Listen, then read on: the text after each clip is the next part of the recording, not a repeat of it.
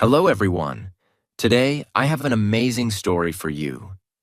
It's not just for your listening practice, but also to inspire you. The story is called Nothing is Free, and it will show you that hard work and determination can change lives. There was a young man named Leo, 20 years old, living in a small, quiet town surrounded by mountains. Leo had big dreams. He wanted to own a chain of restaurants and become a successful entrepreneur. But life wasn't easy for him. Leo's family was struggling financially. His father, Mark, was a mechanic, and his mother, Claire, cleaned houses to make ends meet. Leo's younger sister, Sophie, was just 10 and looked up to him as her hero. One cold evening, Leo sat outside his small house, staring at the stars. He whispered to himself, "I want to give my family a better life. But how do I start when we barely have enough to survive?" The next day, Leo shared his dreams with his father. Mark sighed and said, "Leo, dreams are not free. If you want something, you have to fight for it. Start with what you have, even if it's small." Leo thought deeply about his father's words. Then, an idea struck him. He noticed that in his town, people loved fresh bread but had to travel to a bakery far away. He decided to start selling fresh bread locally. But there was a problem. Leo had no money to buy the bread. He decided to take a chance and approach the bakery's owner, Mr. Anderson.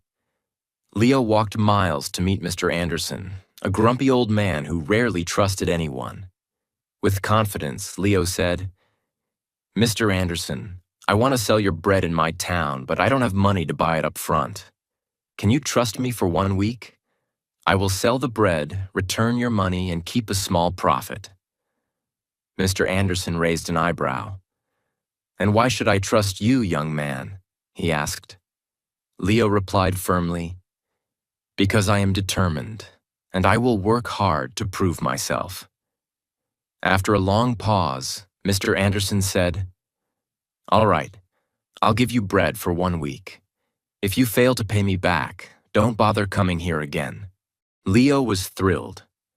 Early the next morning, he carried the bread back to his town and set up a small stand near the park. He greeted every passerby with energy and a smile, saying, "Fresh bread, warm and delicious." At first, people were hesitant. They didn't know if the bread was good. But Leo offered free samples and soon had his first customer. By the end of the day, he had sold all the bread and made a small profit. That evening, he returned to Mr. Anderson and paid him back. The old man nodded and said, "You kept your word. Come back tomorrow." From then on, Leo worked tirelessly. He woke up at 4 a.m., walked to the bakery, carried bread to his town, and sold it with passion. After 2 months, he had saved enough money to buy a small cart, making it easier to transport more bread. One day, a customer suggested, "Leo, why don't you bake your own bread? You're good at selling, but if you bake, you'll make more profit." This idea excited Leo, but it also scared him. He had never baked anything in his life. This was the moment where Leo realized, nothing is free, not success, not knowledge, not growth. If I want to succeed, I must take risks and learn. Leo couldn't stop thinking about the idea of baking his own bread. If he could bake, he wouldn't have to rely on Mr. Anderson, and his profit would grow. But there was one big problem. He didn't know how to bake. Leo decided to ask Mr. Anderson for help. The next morning, after delivering his payment, Leo said, "Mr. Anderson, can you teach me how to bake?" The old man frowned. "Why should I teach you? If you bake, you won't buy from me anymore. That's bad for my business." Leo looked at him and said, "You're right, but I won't forget the man who gave me my first chance. If I succeed, I'll make sure to help your bakery too." Mr. Anderson thought for a moment, then said, "Fine. But baking isn't easy. It takes time, patience, and hard work. If you're ready for that, I'll teach you. The lessons began early the next morning. Leo arrived at the bakery at 3 a.m. before the sun was up. Mr. Anderson showed him how to mix flour, knead the dough, and bake it perfectly. At first, Leo struggled. His hands hurt from kneading, and his bread came out too hard or too soft. One day, after ruining another batch of bread, Leo sat down, feeling defeated. He said to himself, "Maybe I'm not good enough for this. Maybe I should give up." But then he remembered his father's words. Dreams are not free. He realized that every mistake was teaching him something new. Giving up was not an option. The next day, Leo went back to the bakery with even more determination. He practiced every single step carefully. Slowly, his bread started improving. After 2 weeks, Mr. Anderson handed him a loaf and said, "This is perfect, Leo. You're ready." Leo was overjoyed. He rented a small oven and began baking bread at home. His family was amazed by his hard work. Sophie, his little sister, helped him pack the bread, and his mother made tea for him while he worked late into the night. Soon, Leo wasn't just selling bread. He started making cookies and pastries too. People in the town loved his products. They said, "Leo's bread tastes better than anything we've had before." But success wasn't easy. One day, a new bakery opened in the town, run by a young man named Eric. Eric had a big, fancy shop with colorful signs and decorations. People were curious and started buying from him instead. Leo noticed his sales dropping. He felt scared. What if he lost everything he worked so hard for? But instead of panicking, Leo decided to improve. He listened to his customers and asked, "What do you like about Eric's bakery? What can I do better?" Some said, "Eric's shop looks clean and pretty." Others said, "His cakes have beautiful designs." Leo realized he needed to grow, not just as a baker, but as a businessman. Using his savings, Leo painted his cart, added bright decorations, and started offering free samples of his new pastries. He even learned how to decorate cakes by watching videos in the library.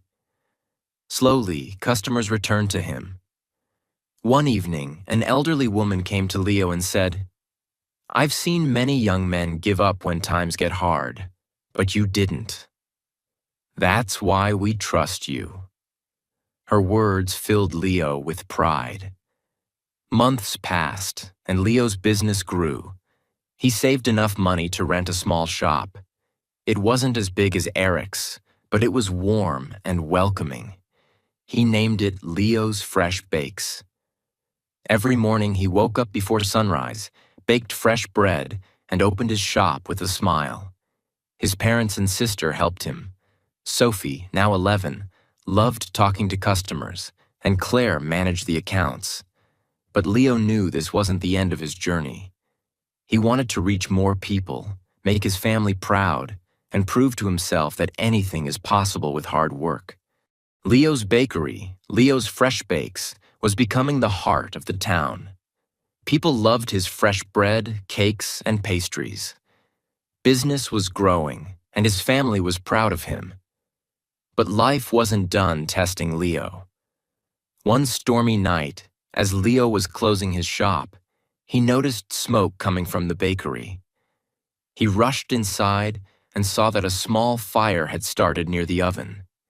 He quickly grabbed water and managed to stop the flames, but much of his equipment was damaged. The next morning, when the townspeople heard about the fire, they came to check on him. Some said, "Oh no, what will Leo do now?" Others whispered, "Maybe this is the end for him." Leo felt heartbroken but not defeated. He stood outside his bakery and said, "This is just a challenge. I've faced struggles before, and I will face this too. I won't give up." He took a deep breath and began making a plan. He calculated how much money he had saved and realized it wasn't enough to replace all the equipment. For a moment, fear crept in. But Leo remembered his journey, how he started with nothing but a dream and hard work. Instead of sitting and worrying, Leo asked for help. He approached Mr. Anderson, who had retired, and said, "Sir, I need advice. What would you do if you were me?" Mr. Anderson smiled and said, "Leo, you already know the answer. You've taught yourself that nothing is free. Work harder, believe in yourself, and people will believe in you too." Inspired, Leo decided to rebuild. He didn't wait for someone to rescue him. He started baking at home again with the little equipment he had left. He told his customers, "I won't let you down. I'll keep serving you, even if it's just a small amount for now." The townspeople admired his courage. Many of them started helping him. Some donated ingredients, others gave small amounts of money, and a few offered their time to help him clean and repair the bakery. Leo realized something important. When you work hard and never give up, people notice. They want to help someone who helps themselves. After months of hard work, Leo reopened his bakery. It was better than ever. He painted the walls, added new decorations, and even introduced new items like cupcakes and muffins. His customers were overjoyed. On the day of the grand reopening, the town's mayor came and said, "Leo, you are a true inspiration. You've shown us all that with determination, anything is possible." Leo stood in front of the crowd and said, "I want to thank each one of you. You've taught me that nothing in life is free. Not success, not respect, not love. Everything must be earned with hard work, patience, and persistence. Never let failure stop you. Every challenge is just a step to something greater." From that day, Leo's bakery didn't just sell bread. It became a symbol of hope. People from other towns started visiting to meet the young man who never gave up. Leo's story teaches us that 1. Dreams are not free. They require hard work and sacrifice.